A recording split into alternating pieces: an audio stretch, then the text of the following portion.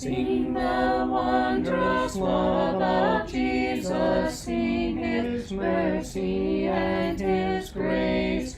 In the mansions bright and blessed, he'll prepare for us a place. When we all get to heaven, what a day of rejoicing that will be. When we all see Jesus, we'll sing and shout the victory.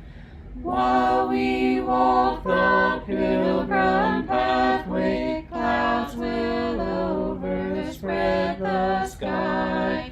But when traveling days are over, not a shadow, not a sign. When we all get to heaven, what a day of rejoicing that will be. When we all see Jesus, we'll sing and shout the victory.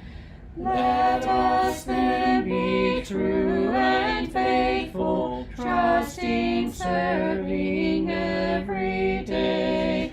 Just one glimpse of him in glory will the toils of life repay. When we all get to heaven. All right, so let's look at Leviticus 6, starting in verse 8, as we talk about some additional instructions regarding burnt offering. The Lord spoke to Moses, saying, "Command Aaron and his sons, saying, This is the law for the burnt offering. The burnt offering itself shall remain on the hearth on the altar all night until the morning. And the fire on the altar is to be kept burning on it. And the priest is to put on his linen robe, and he shall put on his undergarments next to his flesh, and he shall take up the ashes to which the fire reduces the burnt offering on the altar, and place them beside the altar. He shall take off his garments and put on the other garments, and carry the ashes outside the camp to a clean place. And the fire on the altar shall be kept burning on it. It shall not go out, but the priest shall burn wood on it every morning, and he shall lay out the burnt offering on it, and offer up in smoke the fat portions of the peace offerings on it. Fire shall be kept burning continually on the altar. It is not to go out." Now, the first thing I want to observe is, what is the phrase that repeats itself several times through this section? The fire shall not go out. That is going to be important. So just keep that in mind. This is talking about process a little bit. I'm going to read a short paragraph from James Smith's book, The Pentateuch, regarding these things. The burnt offering described here, or the burnt offerings described here, are not those offered voluntarily by individuals in Leviticus 1. Voluntarily is the word I don't like there. They were commanded, so I wouldn't exactly call them voluntary. But this is another group of burnt offerings besides those. This is the morning and evening offerings, which were to be brought by the nation. Now, obviously the entire nation couldn't assemble to do this, so it was brought by the nation through the priests who were attending at the temple, or tabernacle at the time. Don't have a temple yet. The daily routine was as follows. Wearing his ministerial garb, the priest first stirred up the fire by removing the ashes and temporarily depositing them at the foot of the altar. The priests were never to allow the altar fire to go out. 2, the priest was then to put on other clothing and remove the ashes to a ceremonial clean place outside the camp. 3, wearing his ministerial garb again, the priest was to add wood to the altar fire and then burn the morning burnt offering. So that's the process that's being described here. Verse 9. Command Aaron and his sons, saying, this is the law of the burnt offering. The burnt offering itself shall remain on the hearth, on the altar, all night until morning, and the fire on the altar is to be kept burning on it. Kept is an important word. This was not something that was just done. In other words, they didn't light a fire, put the sacrifice on there, walk away from it, and the next morning just stir up the coals and get the fire going again. They were there keeping it, which tells me that apparently some of the priests worked the graveyard shift. It was their duty to maintain the fire on the altar and make certain that it didn't go out.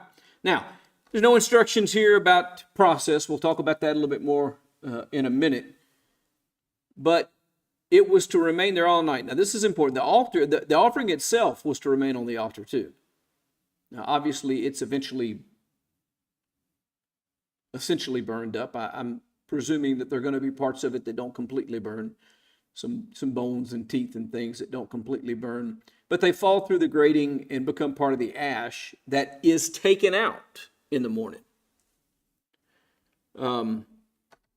This is indicative of the fact that this offering is a continual dedication to the Lord.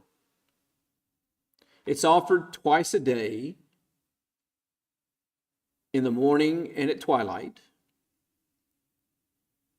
And you can read some more about it in Exodus 29, verses 38 through 46, or at least some, and we've already studied that a while back. But anyway, the evening sacrifice left all night, followed by the morning sacrifice. The pattern repeats itself day after day after day after day after day.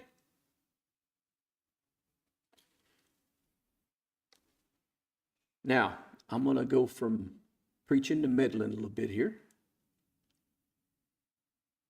Sunday morning, Sunday evening, Wednesday night, that's too much for us. But what does the Bible say pertaining to sacrifice, which is what this is? Burnt offering is a sacrifice. This idea of it being continually offered before God, the idea of them keeping it on the altar and keeping the fire burning so that this sacrifice is continual. What does Romans 12, verses 1 and 2 say to us? I appeal to you, therefore, brothers, by the mercies of God, to present your bodies a living sacrifice, holy and acceptable to God, which is your spiritual worship. Do not be conformed to this world, but be transformed by the renewal of your mind, that by testing you may discern what is the will of God, what is good and acceptable and perfect. I just want us to think about the fact that in order to keep this commandment, in order to keep this sacrifice offered, they had to maintain it, and they had to do it 24 hours a day. And when God says that we are to offer ourselves as a living sacrifice, we really need to understand that there are no time on, time off things. It's to be a continual sacrifice. And it is a part of all of our life, and it is just absolutely mind-blowing to me to hear brethren from time to time say things like, well, who says we have to worship Sunday night? If I'm offering myself as a continual sacrifice to God, am I going to have words like that come off my lips? Who says I have to? And it shouldn't even be that you have to be cajoled or urged or prodded or pricked with the goads of a cattle prod to get you there. It ought to be something that you just understand is part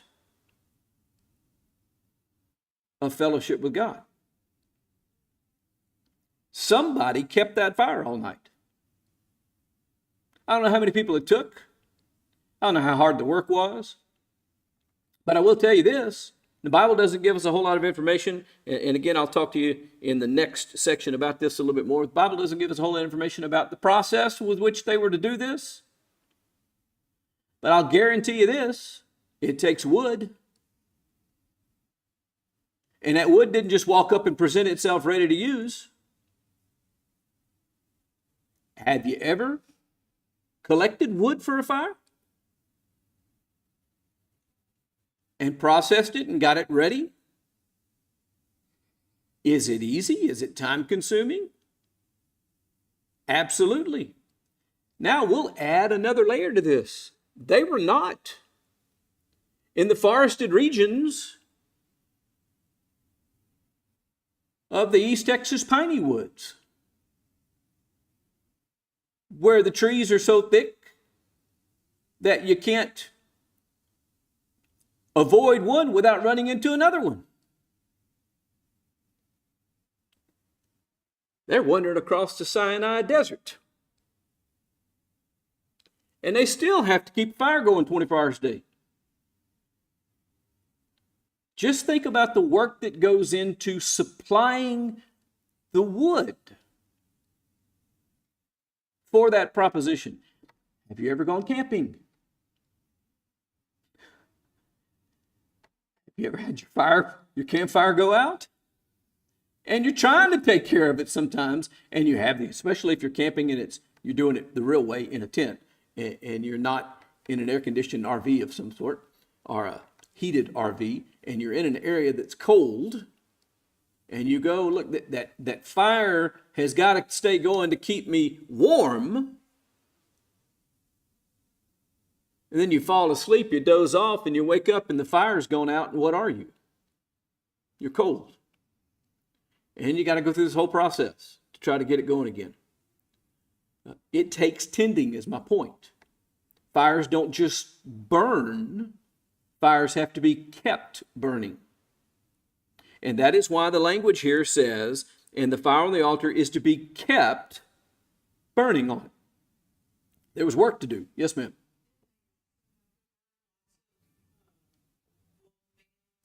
During the day, there were lots of other sacrifices that were offered.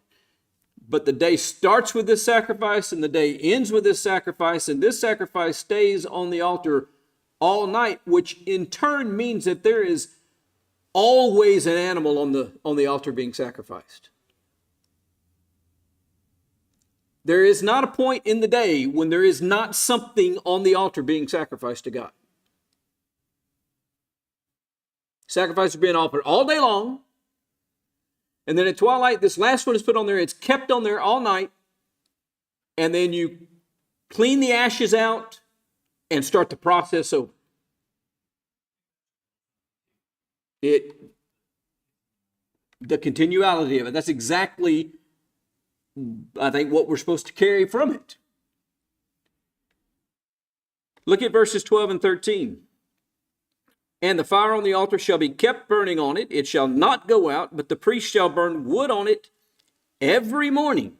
And he shall lay out the burnt offering on it and offer up in smoke the fat portions of the peace offerings on it. The fire shall be kept burning continually on the altar. It is not to go out. In case you missed it the first time, he says it 3 more times in these 2 verses in one way or another. The fire must never go out. Now, I was careful to correct myself a little earlier to make sure that we realize that this is the period of the tabernacle, okay? They have just now left Egypt. They've just received the law of God. They are not yet starting on their wandering across. Now, again, if you remember back from your study, our study together of Numbers a long time ago, they traveled all the way across the wilderness and got to the Jordan River, were told to go into the promised land, refused to go in, and then spent 40 years wandering in the wilderness. So we've got the time from when we read this going on until they got over there and refused, and then another 40 years before they actually go into the promised land and settle. And by the way, that took a number of years as well. That wasn't immediate. They had to go through and take the land, battle by battle, city by city, and they didn't build an actual temple for a long time. They used this tabernacle. And the thing about tabernacles are they are portable. Why was it portable? Because they were moving. Not constantly. Sometimes they would stay for a period of time. But as soon as God told them to move, they moved again. Sometimes it was daily they were moving. Sometimes it was not. But here's my point. What about when they were moving? The fire was not to go out. They hauled this altar with a fire burning in it.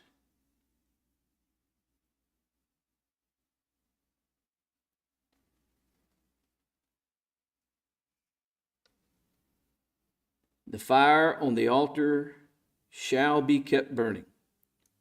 It shall be kept burning continually. It shall not go out.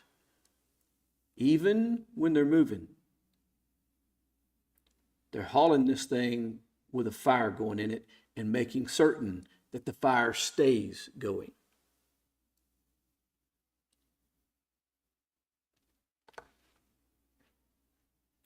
The repetition of it shall not go out makes it really, really clear there was always to be a fire.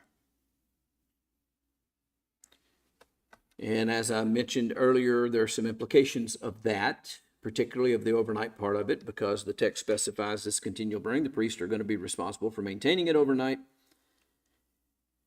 And there is not an explicit schedule offered. We're not told this many priests are to stay here overnight and they're to work for this many hours and then they're to be relieved by a shift at this time and blah, blah. None of that's there. I don't know if God gave them instructions regarding that or if it was left up to them to make expedient choices about how they were going to do that. I just don't know, because there's nothing in the text to tell us. But it is a necessary inference to understand that the priests were responsible for maintaining it overnight, and the only way to do that is to be present to do so. So it implies some form of monitoring or tending that went on. Otherwise, it might extinguish, and they were told repeatedly not to let it extinguish. Now, we're not told why here. Just a minute, we're going to talk about why. We're going to have to jump ahead a little bit to do that. But just understand that this is important. And I'll also add this. This is a picture into at least the nature of the textual revelation being progressively offered.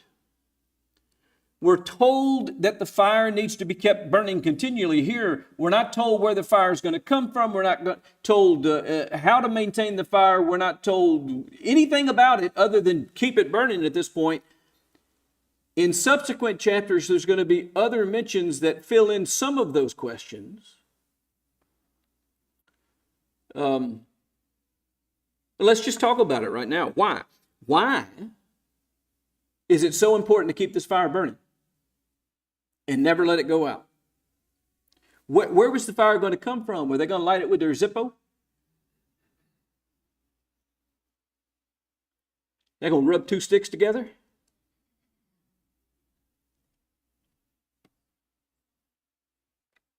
Jump forward a couple of chapters.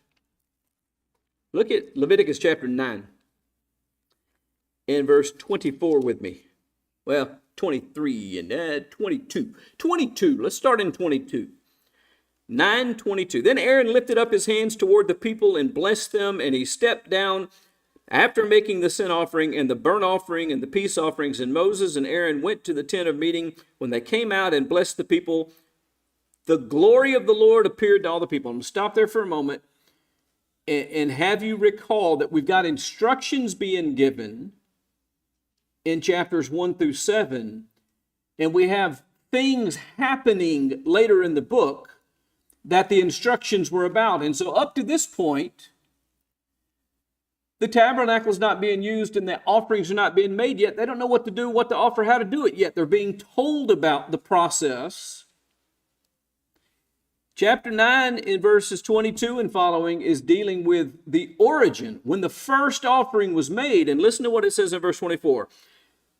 After it says the glory of the Lord appeared to the people, it says, then fire came from before the Lord and consumed the burnt offering and the portions of fat on the altar. When all the people saw it, they shouted and fell on their faces. You want to know where the fire came from? It came from God.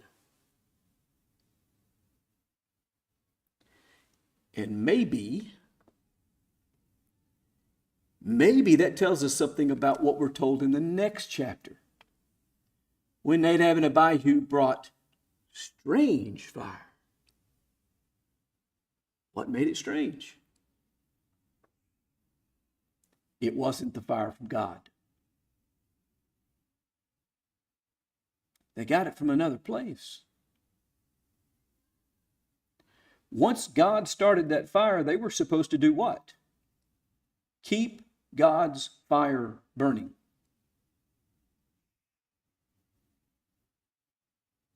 You keep it. You tend it. You make sure it doesn't go out. Once the fire's there, you make certain it doesn't go out. Now, God supplies the fire,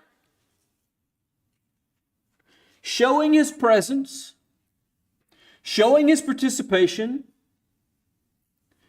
all day long, every day in these sacrifices.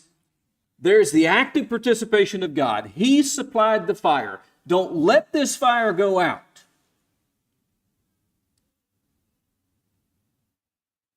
When it's time to offer a sacrifice, you offer it on this fire. Nadab and Abihu offered strange fire. I don't know, by the way, if they let it go out, if that's part of the problem that they had. But I know they offered fire from another source. And what was God's opinion of that? What happened? Yeah, it was sin. What was their punishment? Fire came down from God and consumed them. The very thing that we read about in that first sacrifice. That's what happens when men replace God's worship with their own. Does God care about the details of what He has commanded? And the answer is yes. Now, where He doesn't tell us how to do something, we have the expedient right to make some choices. Yes, ma'am.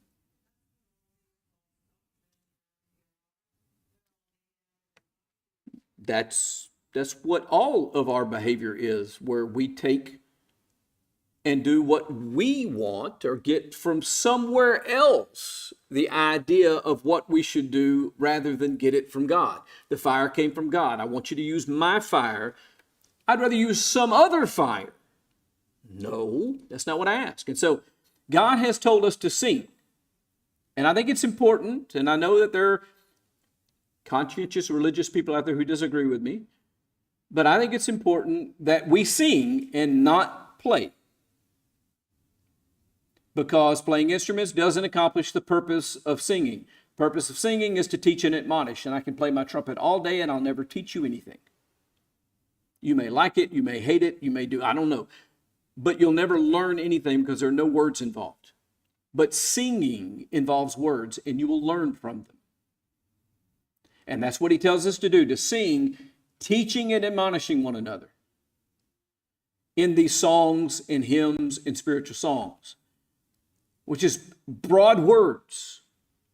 So here's where the expediency part comes in, okay? I'm to sing, I'm not to play, I'm to sing so that I can teach other people through my singing. And they're to be psalms and hymns and spiritual songs, which means that they need to be about godly things. But you know what He doesn't command? The style. Whether it's all in unison or in harmonies, the progression of the chords, whether it's fast, whether it's slow, the lyrics. He doesn't say sing this song and then hand us lyrics. He says sing psalms and hymns and spiritual songs. Now, it needs to be a psalm, a hymn, or a spiritual song. I shouldn't be singing songs that don't qualify as a psalm, a hymn, or a spiritual song. But if I do it in modern harmonies, or if I do it in 17th century harmonies, or if I do it as a chant, there's no instruction about that.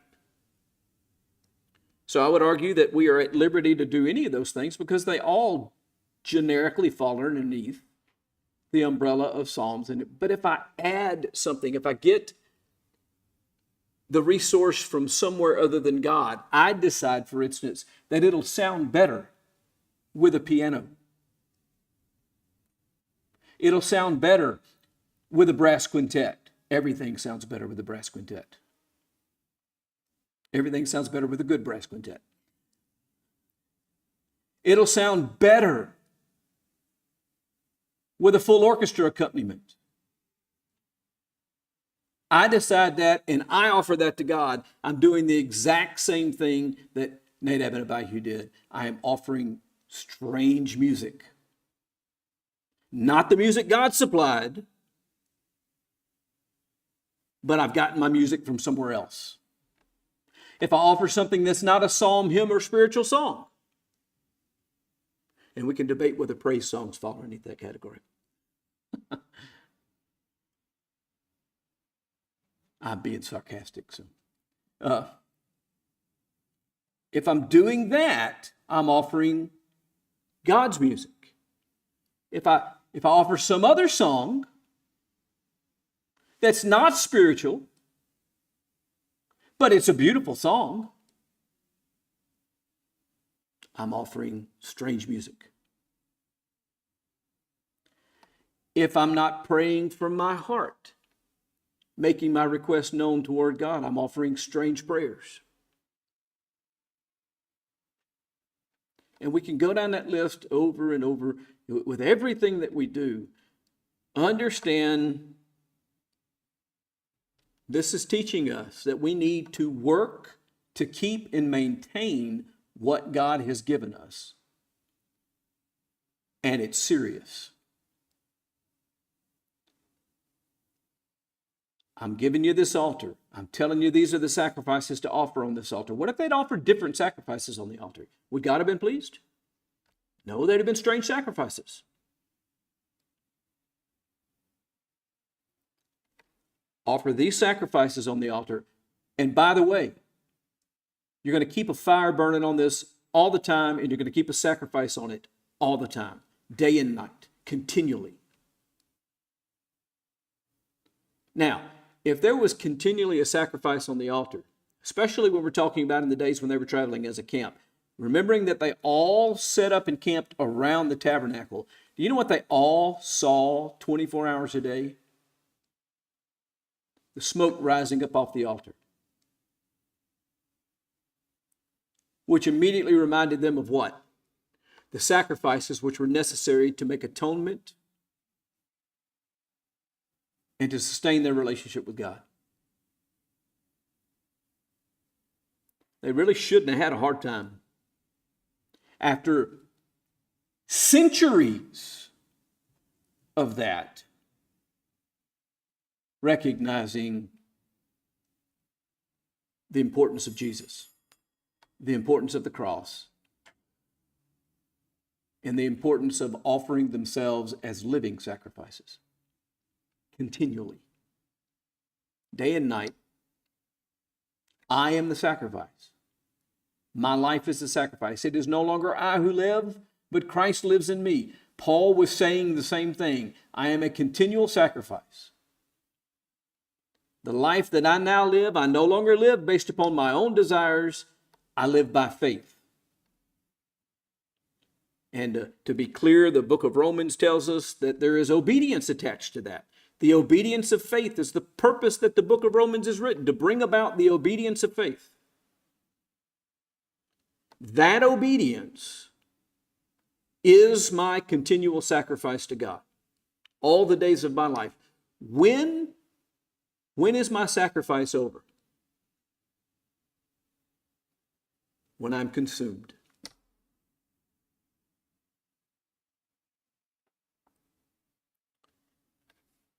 Anybody got any questions about any of that? All right, we got about, if that clock is right, let's see. Yeah, we're doing good. All right, 14 through 23. This is the law of the grain offering. And again, we've already studied about some of the grain offerings, but this is more instruction regarding the grain offering, particularly regarding the role of the priests in the process and the two different grain offerings that are under consideration. This is the law of the grain offering. The sons of Aaron shall present it before the Lord in front of the altar. Then one of them shall lift up from it a handful of the fine flour of the grain offering, with its oil and all the incense that's on the grain offering. He shall offer it up in smoke on the altar, a soothing aroma, as a memorial offering to the Lord. And what is left of it, Aaron and his sons are to eat. It shall be eaten as unleavened cakes in a holy place. They are to eat it in the court of the tent of meeting. Now, again, going back to our study of Exodus and earlier in this book, remember the nature of the tabernacle. There was an enclosed area, had a veil in the middle of it. It had two chambers. The entry into the enclosed area, or the holy place, is where the altar of incense sat, right at that door. And then the very next thing was the altar, sitting in what the rest of the outer area of the tabernacle made a courtyard. You'd go into the holy place, and there was the showbread and the lampstand and a few other things. You'd get past the next dividing curtain and go into the Holy of Holies, which only the high priest could do, and only once a year. And there was the Ark of the Covenant with the mercy seat sitting on top of it. So he says this is to be consumed in the courtyard of the temple. In other words, don't leave the tabernacle. You consume this in the courtyard of the tent of meeting. It shall not be baked with leaven. I've given it as their share from my offerings by fire. It is most holy, like the sin offering and the guilt offering. Every male among the sons of Aaron may eat it. It is a permanent ordinance throughout your generations, from the offerings by fire to the Lord. Whoever touches them shall become consecrated. Then the Lord spoke to Moses, saying, this is the offering which Aaron and his sons are to present to the Lord on the day when he is anointed. And so this is a different grain offering that the priest himself offers on the day that he's anointed to be priest. The tenth of an ephah of fine flour as a regular grain offering, half of it in the morning and half of it in the evening. It shall be prepped with oil on a griddle. When it is well stirred, you shall bring it. You shall present the grain offering in baked pieces as a soothing aroma to the Lord. Again, so you make these cakes, these pieces of unleavened bread out of fine flour and oil and incense. You cook them on a griddle, and then that's offered. And the anointed priest who will be in his place among his sons shall offer it. By a permanent ordinance, it shall be entirely offered up in smoke to the Lord. So every grain offering of the priest shall be burned entirely. It shall not be eaten. So the grain offering that was offered for the people, the priest ate. The grain offering that was offered for the priest belonged entirely to God.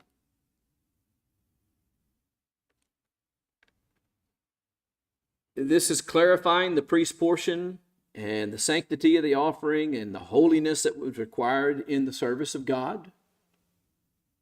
If you touch this, what did it say? You shall become consecrated. What does that word mean? Okay, set apart. Made holy. For holy use. If you touch this, you are consecrated. You belong to God now. Now, keep in mind that in the New Testament, what are we told? That we're all priests. And so if they were consecrated and their lives were consecrated to God by engaging in these things, so are we consecrated to God by engaging in the work that He's given us to do. The priests eat it in the holy place, or in a holy place. Shared fellowship with God through His provision. He's right there where God is, and violating this would offend the third commandment, profaning what is holy. Third commandment said you can't profane what is holy.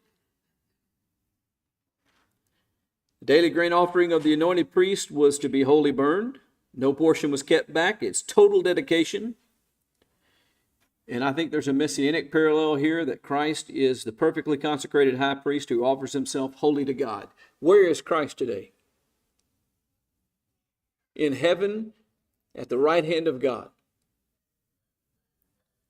He went and offered himself in heaven itself, and he stayed there, giving himself wholly to God.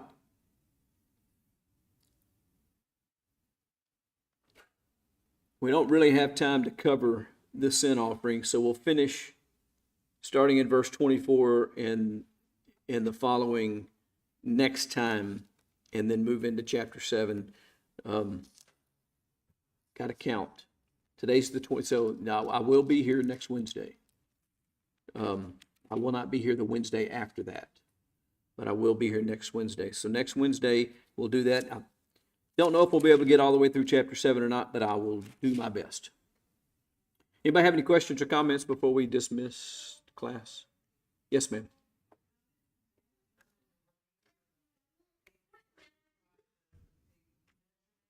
Yes. So they took a handful, put it on the altar, and what was left from the grain offering, the priest ate.